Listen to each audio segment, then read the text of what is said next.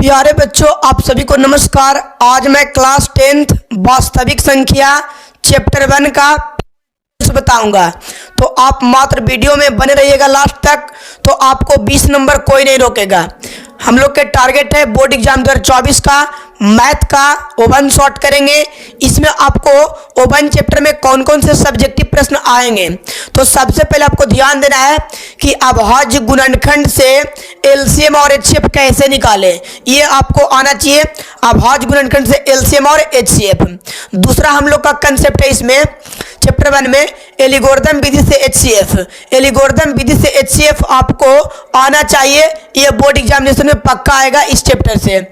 तीसरा इसका कंसेप्ट शांत और अशांत। शांत और अशांत आपको बनावे आना चाहिए, पहचाने आना चाहिए, सारे इसी वीडियो में आपको बताया जाएगा। इस टाइप को क्वेश्चन आपको आना चाहिए। क्वेश्चन नंबर 4, 5 + √3 एक अपरिमेय संख्या है, ये सिद्ध कर आना चाहिए आपको। और 5वां नंबर इसमें है मसा लसा का सूत्र से बनाने आना चाहिए। तो मैं आज ये पांचों कंसेप्ट इसी वीडियो में लागू कर दूंगा। आप वीडियो को लाइक कर दीजिएगा और मन होगा तो वीडियो को शेयर कर दीजिएगा। तो आइए आज हम लोग देखते हैं वास्तविक संख्या का ओवन शॉर्ट। तो आइए हम लोग क्वेश्चन को हल करना स्टार्ट करते हैं। मेरा प्रश्न है कि अभाज्य गुणनखंड विधि से एलसीएम और एचसीएफ कैसे निकालें। तो आइए अभाज्य गुणनखंड से एलसीएम और एचसीएफ आपको निकालना मैं आज गारंटी सिखा। तो देखिए, सबसे पहले अगर ये प्रश्न आ जाए कि अभाज्य गुणनखंड विधि से एलसीएम और एचसीएफ कैसे निकालें, तो कैसे बनाइएगा। तो सबसे पहले 26 को लिखूंगा। सबसे पहले 26 को लिखते हैं और इसको फैक्टर तोड़ेंगे। ठीक है, बारी बारी से जो जितना भी रहेगा उसको फैक्टर तोड़िएगा। 26 को आप 2 से लगाइए तो हो जाएगा 13, फिर ये 13 से ही लगेगा तो हो जाएगा 1। इसका फैक्टर हो गया 2 × 13। उसके बाद वामन को फैक्टर तोड़ेंगे। ठीक है जी, वामन को 26 को तोड़ लिए, फिर वामन को तो लगाइए 2 से, उसके बाद हो जाएगा 26, 2 से 13। कोई भी प्रश्न आएगा अभाज्य गुणनखंड से एलसीएम और एचसीएफ निकालने के लिए तो आप इसी तरीके से फैक्टर तोड़िएगा। फिर लगाएंगे हम लोग 13 से, तो यहां पे हो जाएगा 1। अब यहां पे देखिए, अब यहां पे इसका फैक्टर लिखिए 2 × 13। इतना कर देने के बाद आपको बहुत ही आसान हो जाएगा। अब यहाँ पे हम लोग एचसीएफ निकालते हैं, क्योंकि हम लोग के अभाज्य गुणनखंड से एलसीएम और एचसीएफ निकालना है। तो अब आप क्या करिएगा, तो अब आपको ये दोनों फैक्टर्स में मिलाना है। तो एचसीएफ में आपको अभाज्य गुणनखंड से देखिए यहाँ पे 2 है और यहाँ पे 2 है, तो यहाँ पे 2 लिख देंगे। मिलाएंगे दोनों फैक्टर्स में, 13 है और 13 है, तो यहाँ पे 13 लिख देंगे। ठीक है जी, तो यहाँ पे हो जाएगा 13 दूनी के 26, 13 दूनी के 26 हो गया मेरा एचसीएफ इस क्वेश्चन का। और एलसीएम अब निकालिए अभाज्य गुणनखंड से। तो एलसीएम अब देखिए एलसीएम, तो एलसीएम अब आप देखिए, तो एलसीएम कैसे निकालिएगा। सबसे पहले एचसीएफ वाला फैक्टर लिख लीजिएगा। सबसे पहले आपको मिलेगा जी, लिख लीजिएगा। 2 मिला है दोनों में तो 2 लिख लेते हैं। 13 भी मिला है तो 13 लिख लेते हैं, और जो ना मिलेगा उसको भी आप लिखिएगा। तो बताइए 2 और 13 के अलावा कौन बच गया था, तो एक 2 बच गया था, तो उसको भी लिख देंगे। तो बताइए यहाँ पे अब गुना करिए जी, तो 13 दूनी के 26, 26 दूनी 52, तो यहाँ पे एचसीएफ 26 और एलसीएम हो गया 52। तो आपको अभाज्य गुणनखंड से एलसीएम और एचसीएफ समझने में कोई दिक्कत नहीं हुआ होगा। चलिए, आप अभाज्य गुणनखंड से एलसीएम और एचसीएफ अच्छे ढंग से सीख गए हैं। तो अब हम लोग अगला टाइप का करते हैं जी। अब हम लोग ये टाइप आप सीख गए हैं। अभाज्य गुणनखंड से एलसीएम और एचसीएफ कैसे निकलता सीख गए। एल्गोरिथम विधि से आपको एचसीएफ सिखाते हैं 2 नंबर पॉइंट। तो आइए देखिए, यहाँ पे हम लोग 2 नंबर पॉइंट्स को हम लोग सोल्व करते हैं कि एल्गोरिथम विधि से एचसीएफ कैसे निकालें। तो आइए, क्वेश्चन हम लोग को दिया है 90 और 220।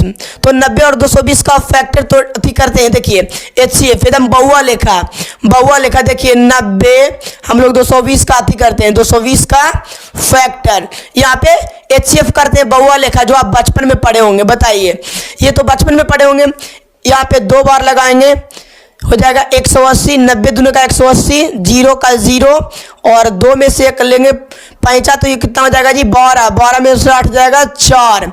यहाँ पे 220 में से 180 जाएगा तो बचेगा 40 और यहाँ से 90 उतारेंगे तो 90 को कितने बार में जी 2 बार में, तो हो जाएगा 80। तो 80 हो गया, तब हम लोग लिखेंगे 90 में से 80 गया यानी 0 के 0 और 9 में से 8 जाएगा 1। अब आपके पास 10 बच गया। अब यहाँ से 40 उतारिए, कितना उतारना है 40, तो 4 बार में लगा देते हैं तो 10 चौके 40, ये कट गया। ठीक है, आप यहाँ पे बगल में HCF निकाल लिए, एल्गोरिथम विधि से निकालना है यूक्लिड प्रयोग करके। तो देखिए A बराबर BQ प्लस R, A बराबर BQ प्लस R।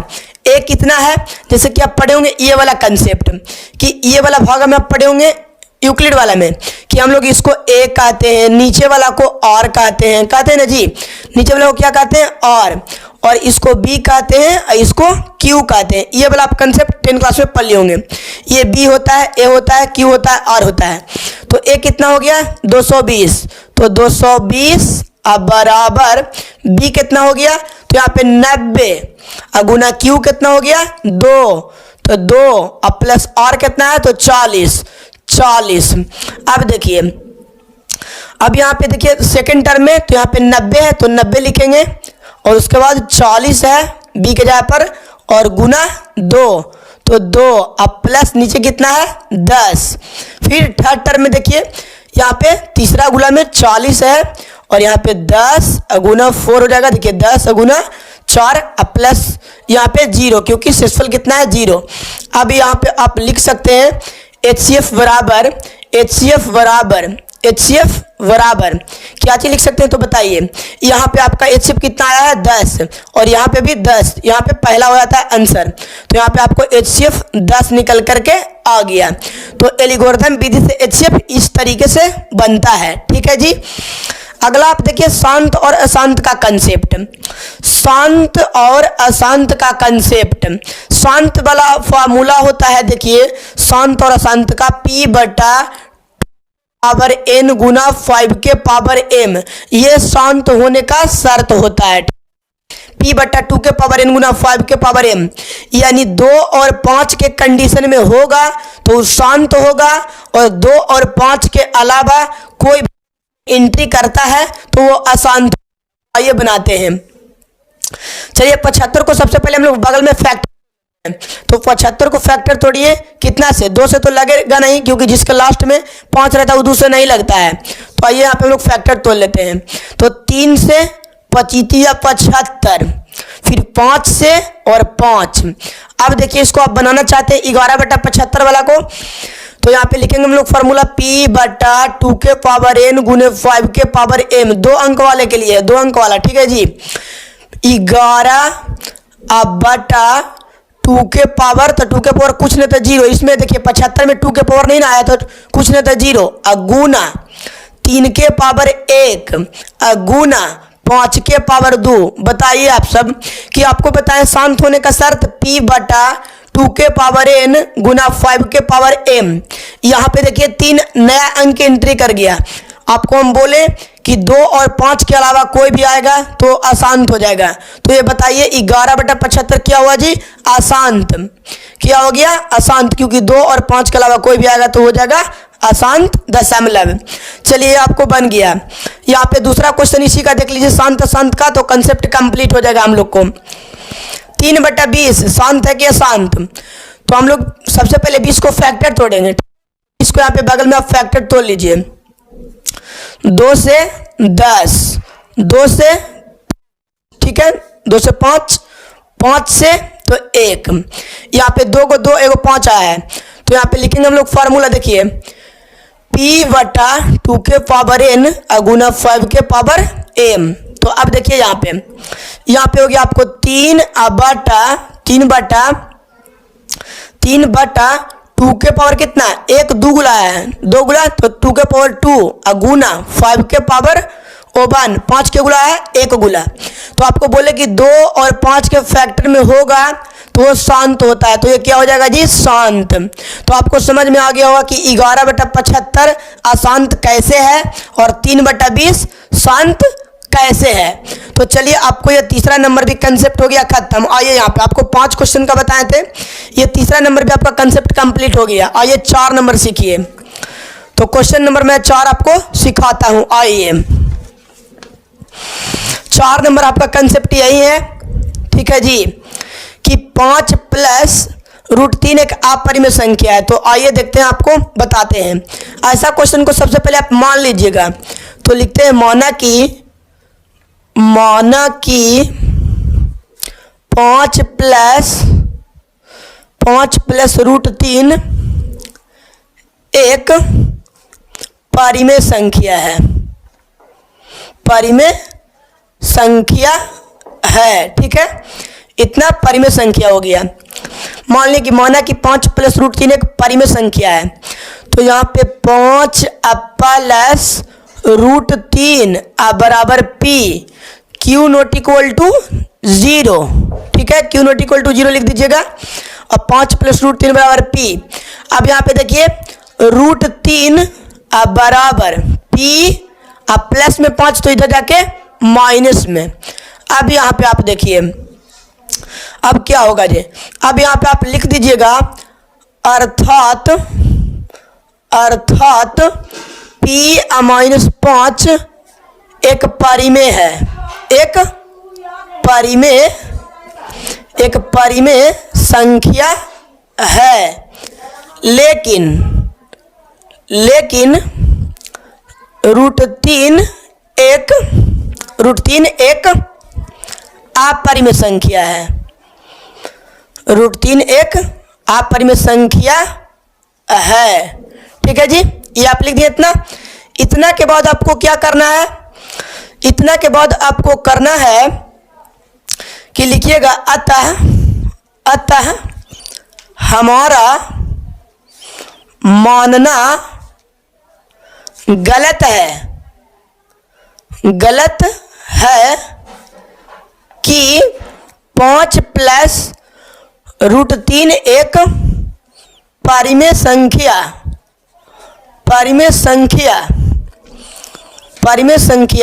नहीं है, परिमेय संख्या नहीं है, ठीक है।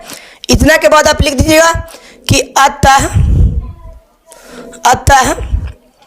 5 + √3 एक अपरिमेय संख्या है, अपरिमेय संख्या है। तो ये सिद्ध हो गया। बताइए, इस टाइप से आपको कोई भी क्वेश्चन आएगा तो आप अच्छे ढंग से सिद्ध कर लीजिएगा। तो प्यारे बच्चों, ये आपको 4 कंसेप्ट, 4 नंबर भी कंसेप्ट आपका कंप्लीट हो गया। बताइए, 4 नंबर भी कंसेप्ट आपको अच्छे से कंप्लीट हो गया। अब आप देखिए 5वां नंबर कंसेप्ट, मसा लसा का। देखिए 5वां नंबर कंसेप्ट, 5वां नंबर भी है, यदि 2 संख्या का गुणनफल 200 है तो मसा 50 है तो लसा। तो बताइए, लसा बराबर, यहाँ पे देखिएगा, लसा 2 संख्या का गुणनफल, 2 संख्या का गुणनफल, 2 संख्या का गुणनफल, 2 संख्या का गुणनफल अब बटा 2 संख्या का गुणनफल अब बटा मासा, बटा मासा। तो 2 संख्या का गुणनफल है 200, ठीक है। कितना, 200, अब मासा है 50। और यहाँ पे हम लोग के लसा निकालना है जी, लसा 0 से 0 काट देंगे, 5 चौके 20, 4 बार में। कितने बार में, 4 बार में। तो लसा आपको कितना आ गया, 4।